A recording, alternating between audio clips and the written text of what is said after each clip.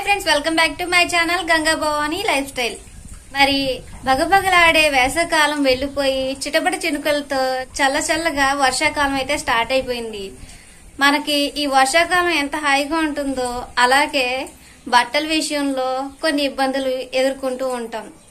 బట్టలు సరిగా ఆరక దుర్వాసన వస్తూ చాలా ఇబ్బందులు ఎదుర్కొంటూ ఉంటాం. వర్షాకాలంలో అందరికీ యూస్ఫుల్ అయ్యేలా నాకు తెలిసిన కొన్ని చిట్కాలు మీతో షేర్ చేసుకుంటున్నాను. ఈ వీడియో స్కిప్ చేయకుండా ఎండ్ వరకు చూడండి. ఈ వీడియో తప్పకుండా మీ అందరికీ యూస్ఫుల్ గా ఉంటుంది. ఈ టిప్స్ కొంతమందికి తెలిసి ఉండొచ్చు, కొంతమందికి తెలియకపోవచ్చు. తప్పకుండా ఈ వీడియో స్కిప్ చేయకుండా ఎండ్ వరకు చూడండి. టిప్ నెంబర్ 1, డోర్ మ్యాట్స్ అనేవి కాటన్ వై అయి ఉండాలి. అవి ఒకటి డోర్ బయట, ఒకటి డోర్ లోపల వేసి ఉండడం మంచిది. అలాగే గుమ్మం బయట బకెట్ తో నీళ్లు గాని ట్యాప్ వాటర్ గాని ఉండేలా చూసుకోవాలి. బయట నుంచి వచ్చిన వాళ్ళు కాళ్ళు కడుక్కొని ఆ డోర్ మ్యాట్ ద్వారా చక్కగా కాళ్ళు తుడుచుకుని లోపలికి వచ్చేలా అయితే ఇల్లు శుభ్రంగా ఉంటుంది.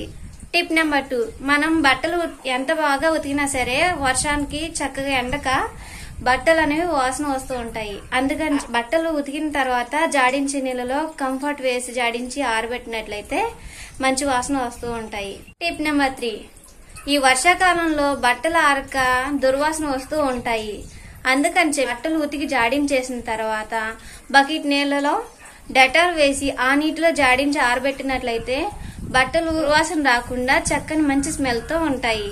టిప్ నెంబర్ 4, మనం రోల్ గోల్డ్ జ్యువెలర్స్ లాంటివి కొనినప్పుడు వాటిలో సిలికాన్ జెల్ ప్యాకెట్స్ వస్తూ ఉంటాయి కదా, వాటిని వేస్ట్ గా పడేయకుండా షూస్ లో పెట్టుకున్నట్లయితే, షూలో గాని బట్టలు పెట్టినట్లయితే ఎక్స్ట్రా తేమ లాంటివి ఉంటే ఆ సిలికాన్ జెల్ పౌచెస్ అనేవి పీల్ చేసుకుంటూ ఉంటాయి.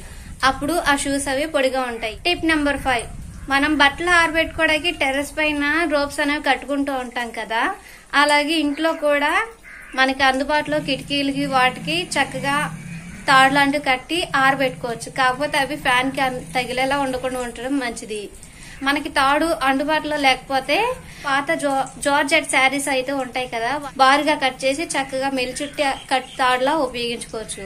టిప్ నెంబర్ 6, ఈ వర్షాకాలంలో బయటకు వెళ్లాలంటే ఖచ్చితంగా గొడుగు లాంటివి అవసరమవుతూ ఉంటాయి. అలాగే నైట్ టైం చలి వేస్తూ ఉంటది. అందుకని చెప్పి గొడుగు, స్వెటర్ లాంటివి అందుబాటులో తీసి ఉంచుకోవాలి. టిప్ నెంబర్ 7, ఈ వర్షాకాలం అనేది మొక్కలు పెంచుకోవడం కూడా చక్కగా అనువైన కాలం.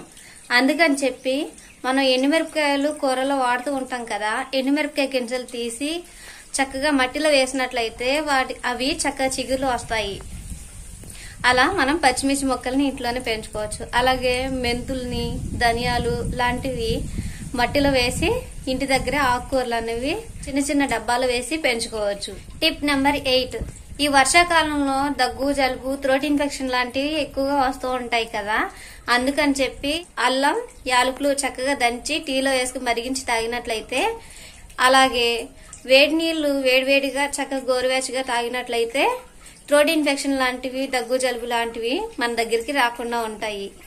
టిప్ నెంబర్ 9, ఈ వర్షాకాలంలో అందరికి జలుబు, దగ్గు లాంటివి చేస్తూ ఉంటాయి. అందుకని చెప్పి అలా దగ్గు, జలుబు చేసినప్పుడు తులసి ఆకుల్ని కషాయంలా చేసుకుని తాగడం, లేదా తులసి ఆకుల్ని బుగ్గన పెట్టుకుని చిన్నగా నవిలి రసం మింగడం ద్వారా జలుబు, దగ్గు అనేది చక్కగా తగ్గిపోతా ఉంటుంది. టిప్ నెంబర్ 10, వర్షాకాలంలో బట్టలు ఆరబెట్టుకునేటప్పుడు కొంతమంది దగ్గర ఒక్కొక్కసారి క్లిప్స్ అనేవి అందుబాటులో ఉండకపోవచ్చు.